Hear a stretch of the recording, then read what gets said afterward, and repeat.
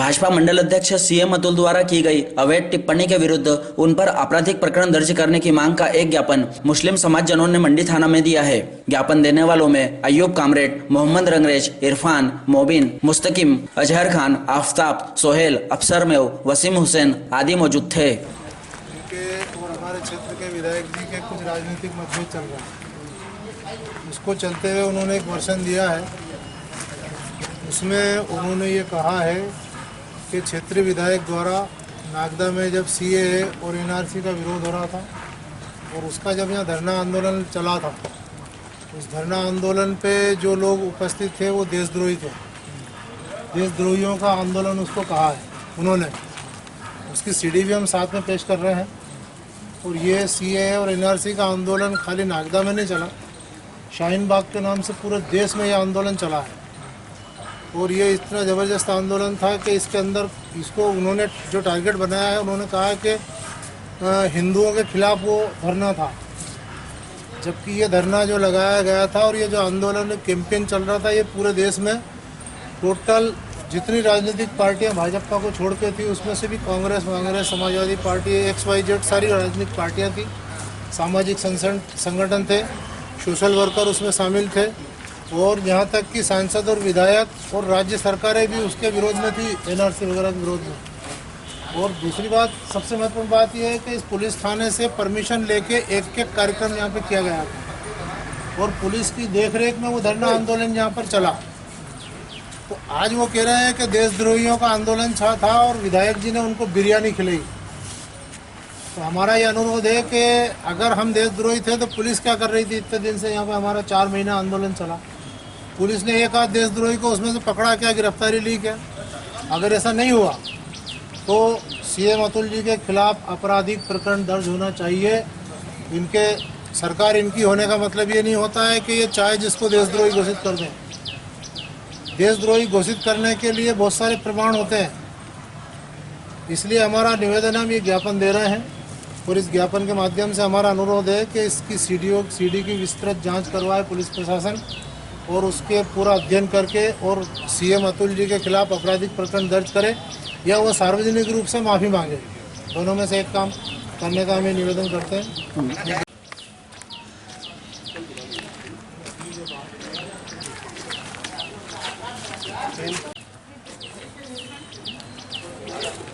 जी sir, आपको ज्ञापन दिया गया है।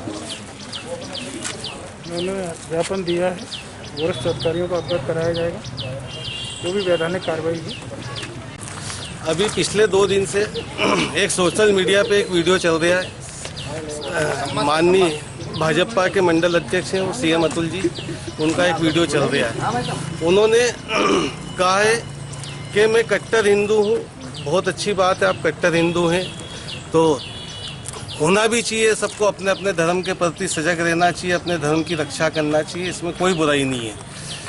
और दूसरी बात ये है कि गार्ड के लिए हमने भी समर्थन करा भैरू लाल जी को। गार्ड अगर रहेगी तो हमारे देश नगर के अंदर कोई भी किसी तरीके का कोई गतिविधि नहीं होगी, किसी प्रकार का किसी पे आरोप नहीं लगेगा और हमारा नगर शांति से रहेगा। लेकिन हम उनका सम्मान करते हैं। भैरू लाल जी ने कभी जाति के खिलाफ कभी उन्होंने कोई बात नहीं करी, उन्होंने गलत का विरोध करा, हम उनका समर्थन करते हैं। लेकिन आज सीएम अतुल जी बोल रहे हैं कि मैं कट्टर हिंदू और या मुसलमानों ने जो है सीए के खिलाफ जो धरना दिया, तो करीब 3 महीने धरना चला था, तो उसके अंदर जो है सभी थे, उसमें कांग्रेस भी थी, उसमें बहुजन क्रांति भी थी, उसमें बहुजन समाज पार्टी भी थी, सभी लोगों ने उसका समर्थन करा था और वो पूरा विधिवत परमिशन लेके जो है वो धरना चला था और पुलिस की देखरेख में चला था। तो आप किस रूप से उसको कह देते हो अतुल जी के जो है ये देश के खिलाफ था, ये देश विरोधी था? तो भैया या तो आप उसकी जांच करवा के 7 दिन के अंदर, और उन लोगों के जो बैठे थे उनकी वीडियो सीडी पूरी शासन प्रशासन सबके पास है, या तो आप उनके ऊपर प्रकरण दर्ज करवाओ या आप गलत हैं तो पुलिस उनके ऊपर प्रकरण दर्ज करे। और आपका जो हिंदू प्रेम जागा है, मेरे नॉलेज में है कि पिछले 1 साल के अंदर आपने करीब 5-6 हिंदुओं के घर पे हमले करे या करवाए। आपने 56 ब्लॉक में किसी परिवार से आपका विवाद हो गया कुछ बोलने पे, तो आपने उनके मारपीट करी, तो दिनेश दुबे जी ने उस बात का विरोध करा, उसको सोशल मीडिया पे डाला, तो आपने रात को जाके वहाँ मारपीट करी, उसका प्रकरण आपके ऊपर दर्ज है। उसके बाद जो है अपने यहाँ जो है नगर पालिका के अंदर आपने फर्जी लोगों के पास बनवाने के लिए गए, जब सक्षम अधिकारी ने बोला यार ये नियम में नहीं आ रहे, तो आपने वहाँ पे अभद्र व्यवहार करा, उनको डराया धमकाया। उसके बाद आपने बिल्ला गिराम के ओम प्रकाश के साथ क्या करा, आपको नहीं पता है? वो हिंदू नहीं है क्या? दिनेश दुबे हिंदू नहीं है? 56 ब्लॉक वाले हिंदू नहीं है क्या? वो नगर पालिका वाले कर्मचारी थे, वो हिंदू नहीं है? और उसके बाद अभी जो है मालवी जी ने ठीक है, सोशल मीडिया पे अगर मैं गलत लिखता हूं तो आप मेरे खिलाफ आवेदन करो और मेरे ऊपर केस बनवाओ, ये मौलिक अधिकार है, लोकतांत्रिक तरीका है, वो चलेगा। लेकिन आपके विधायक जी का जो भी क्रिया करेगा हम प्रतिक्रिया देंगे। आप किस दिशा में ले जा रहे हो हमारे देश को? फिर हमारा संविधान क्या करेगा, हमारे थाने क्या करेंगे, हमारा शासन प्रशासन सब आप ही निमट लोगे क्या? तो और भाजपा का तो खेल अभी असली रूप देखा है जनता ने पिछले 3 महीने के अंदर। सैकड़ों हिंदू रोड पे भूख के मारे पैदल चल के उन्होंने आत्महत्याएं कर ली, उनको खाना नहीं मिला, साधन नहीं मिला, उन्होंने क्या नहीं, उनके बच्चे भूखे मर गए, किसी ने आत्महत्या कर लिया। बीजेपी की गवर्नमेंट थी ना, क्या वो हिंदू नहीं थे लाखों मजदूर? क्या वो गर्भवती महिलाओं ने, छोटी छोटी बच्ची मर गई पैदल चलते चलते? जब आपका हिंदुत्व नहीं जागा तो आप जो है हिंदुत्व के लिए आप हिंदू का नाम ना लें, आप सस्ती राजनीति ना करें, आप मुसलमानों को टारगेट ना बनाएं। आपका किसी से मतभेद है, किसी से मनभेद है, हमारा उससे कोई लेना देना नहीं है। आपने हमारे जो है धरने के खिलाफ, उसमें हम भी थे, ये भी थे, बहुत सारे यहाँ पे सैकड़ों लोग थे उस धरने के अंदर, और हम सब ने उसका समर्थन करा था, ज्ञापन दिए थे, आवेदन दिए थे, और हमने उसका पुरजोर विरोध करा था। तो आज जो है आपने जो सार्वजनिक रूप से जो अभद्र टिप्पणी करी है, विवादित है, इससे नगर की जो है आपने जो है नगर के अंदर एक विवादित टिप्पणी करके और नगर की शांति को भंग करने का प्रयास करा है। इसलिए आप या तो जो है सार्वजनिक रूप से माफ़ी मांगे, नहीं तो हम आपके खिलाफ कैसे भी करके आंदोलन करेंगे, कुछ भी करेंगे और आपके खिलाफ हम प्रकरण दर्ज कराएंगे। अभी जो ज्ञापन दिया है, इस ज्ञापन में हम चाहते थे कि व्यापक रूप से इसको समर्थन मिले और वो बहुत लोग आए। और हमने जो शाहीन बाग चला रहे थे उस आयोजक में जो हमारे साथी थे उनसे संपर्क किया, बहुत लोगों से संपर्क किया, लेकिन हमारे देश में कहावत है कि कांख भी ढकी रहे और हाथ भी उठा रहे। कुछ लोग ऐसा चाहते हैं, जबकि ऐसा जीवन में होता नहीं है। अगर हाथ उठाओगे तो कांख खुलेगी, और कांख ढकी रहोगे तो हाथ नहीं उठेगा।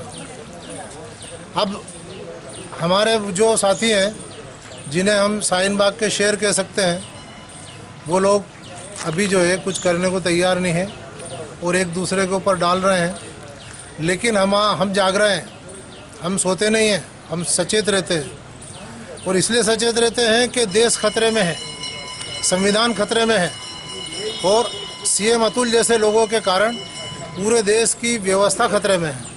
पूरे सरकारें सब जो है सत्यानाश करने पे तुली हुई है। इसलिए हमने ये ज्ञापन देना उचित समझा है।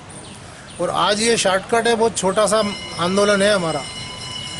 हम ये कोशिश करेंगे कि शाहीन बाग की जो शेरनियाँ हैं, जो रात को 12-12, 1-1 बजे तक जिन्होंने डिमॉन्स्ट्रेशन में भाग लिया है, जिन्होंने नारेबाजी की है, जिन्होंने शेर को जागृत किया है, उन सबको यहाँ लेकर आएंगे।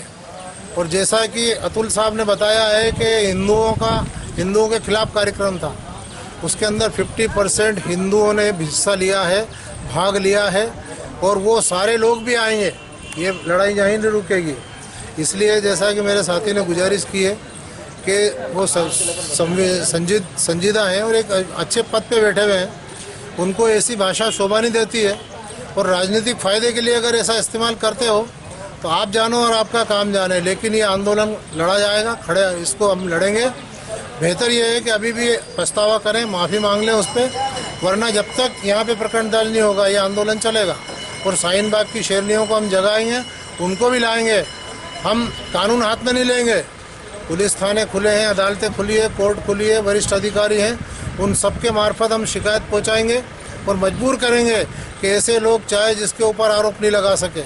ये व्यवस्था हम बनाना चाहते हैं, इसी के लिए ज्ञापन दिया गया। आज ये प्रारंभ है और पुलिस प्रशासन से मेरा विनम्र विशेष निवेदन है कि वो निष्पक्ष रूप से इस प्रकरण की जांच करें। सीडी हमने दी है, व्हाट्सएप फेसबुक पे अभी भी चल रहा है, उसको देख लें और प्रकरण दर्ज करें। धन्यवाद।